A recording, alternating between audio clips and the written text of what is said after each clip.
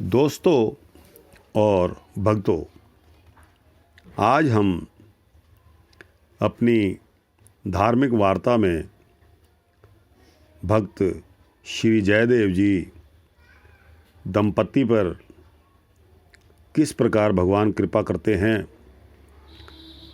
उस वृतांत के बारे में आपके सम्मुख रख रहे हैं।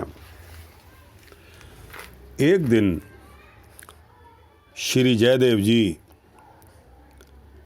भगवान के बारे में एक गीत लिख रहे थे जिसका नाम उन्होंने गीत गोविंद रखा। परंतु वो जब लिख रहे थे तो वह गीत पूरा होने में नहीं आ रहा था। तो इस पर उनकी पत्नी ने कहा कि हे देव, आपका स्नान का समय हो गया है, अब लिखना बंद करिए और स्नान करके आइए, सोचिए और फिर लिख लीजिए। जयदेव जी ने कहा कि पद्मा, मैं जाता हूँ, लेकिन क्या करूँ, मैंने जो गीत लिखा है उसका शेष भाग ठीक नहीं बैठ रहा, उसको आप भी सुन सकती हो। वो इस प्रकार है। स्थल कमल गंजनम मम हृदय रंजनम जनत रति रंग प्रभागम भण मसृणवाणे करवाणे चरणद्वयम सरल सरस लसदल सरस लस दलक्त करागम स्मर गरल खंडनम मम शिरस मंडनम। अब इसके पश्चात क्या लिखना है मैं निश्चय नहीं कर पा रहा हूँ। तो पद्मावती ने कहा, इसमें घबराने की कोई बात नहीं है, आप स्नान करने जाएं और लौटकर इसका शेष चरण लिख लीजिएगा। इस पर जयदेव जी राज़ी हो जाते हैं और कहते हैं कि अगर यही प्रभु को मंजूर है तो ठीक है, अपने ग्रंथ और कलम दवात को उठाकर रख दो, मैं स्नान करके आता हूँ। ऐसा कहकर जयदेव जी स्नान करने के लिए चल पड़ते हैं। कुछ ही मिनटों बाद जयदेव का वेश धारण करके स्वयं भगवान श्री कृष्ण पधारते हैं और बोलते हैं कि पद्मा, जरा गीत गोविंद देना। पद्मावती ने विस्मित होकर पूछा, आप स्नान करने गए थे ना, बीच ही में कैसे लौट आए? महामायावी कृष्ण ने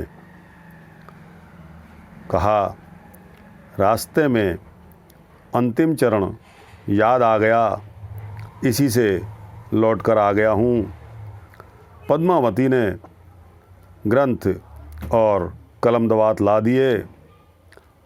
जयदेव के वेश में भगवान ने उसके अंतिम चरण में देहि पदि पल्लव मुदारम लिखकर इस पद की पूर्ति कर दी।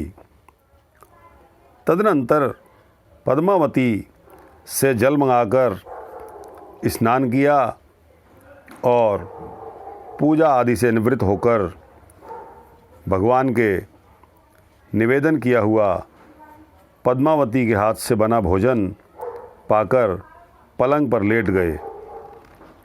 पद्मावती पत्तल में बचा हुआ प्रसाद पाने लगी तो क्या होता है कि इतने में ही स्नान करके जयदेव जी लौट रहे थे।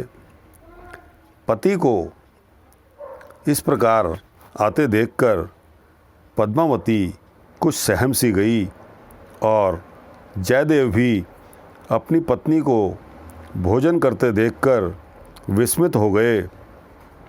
जयदेव जी ने कहा, यह क्या पद्मा, आज तुम श्री माधव को भोग लगाकर मुझको भोजन कराए बिना ही कैसे भोजन खा रही हो? तुम्हारा ऐसा आचरण मैंने पहले तो कभी नहीं देखा। पद्मावती ने कहा, आप ये क्या कह रहे हैं? आप गीत का शेष चरण लिखने के लिए रास्ते से ही लौट आए थे और पद की पूर्ति करने के पश्चात अभी अभी तो स्नान पूजन भोजन करके लेटे ही थे।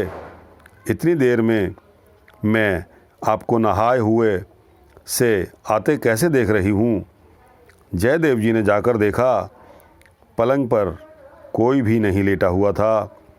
वे समझ गए कि आज अवश्य ही भक्तवत्सल भगवान की कृपा हुई है। उन्होंने कहा, अच्छा पद्मा, लाओ मैं भी देखूं कि उस गीत की पूर्ति किस प्रकार हुई है। पद्मावती ग्रंथ लेकर आती है। जयदेव जी ने देखकर मन ही मन मुस्काकर कहा, यह तो मेरे ही मन में था, पर संकोचवश मैं इसको लिख नहीं पा रहा था। फिर वे दोनों हाथ उठाकर रोते रोते पुकार कर कहने लगे, हे कृष्ण, हे नंदनंदन, हे राधा वल्लभ, हे ब्रजांगना माधव, हे गोकुलनाथ, हे गोकुल रत्न, हे करुणा सिंधु, हे गोपाल, हे मेरे प्राण प्रिय, आज किस अपराध से इस किंकर को त्याग कर आपने केवल पद्मा का ही मनोरथ पूर्ण किया? इतना कहकर जयदेव जी पद्मावती की झूठी पत्तल से श्री हरि का प्रसाद उठाकर खाने लग गए।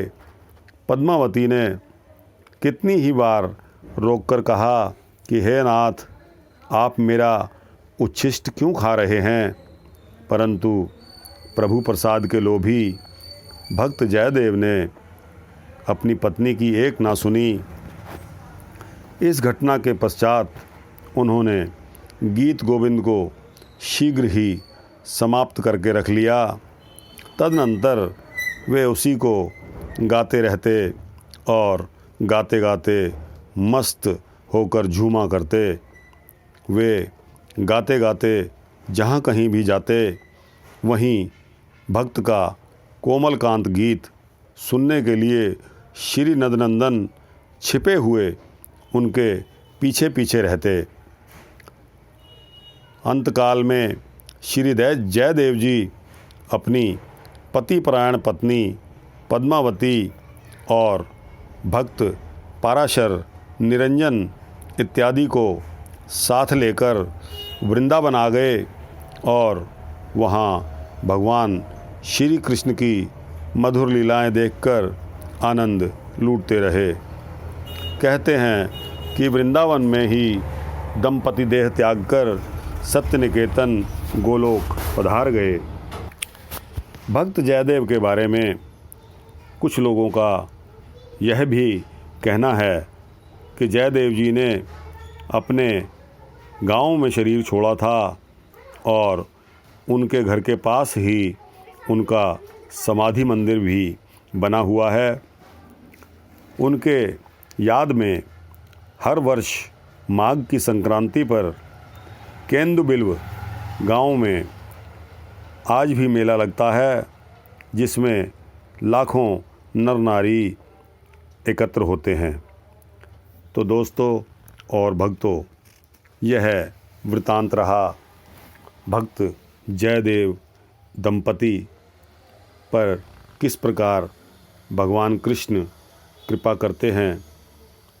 इसी तरह के अन्य धर्मार्थ वृत्तांत सुनने के लिए कृपया मेरे इस चैनल को लाइक, शेयर और सब्सक्राइब कर दें, ताकि आप जैसे अन्य करोड़ों भक्तों तक मेरा यह मैसेज पहुंचता रहे।